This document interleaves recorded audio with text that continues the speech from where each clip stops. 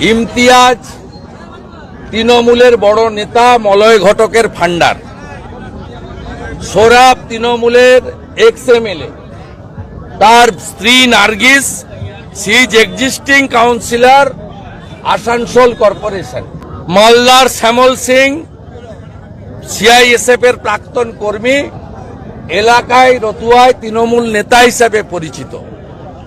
কোন মাঝি কার কি জানার দরকার নেই।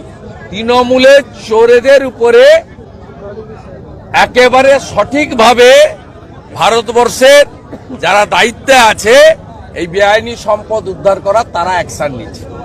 আরামবাগ জেলা বিজেপি কিষাণ মোর্চার উদ্যোগে আলু বীজ বন্টন শিবিরে গিয়েছিলেন রাজ্যের বিরোধী দলনেতা। তিনি বলেন, অনুপ মাঝি বা লালা সহ এদের সকলেরই বারবারন্ত তৃণমূলের যোগাযোগের কারণ এরা সবাই কলকাতায় ভেট পাঠিয়ে চালাতো তাদের কালো কয়লার সাম্রাজ্য।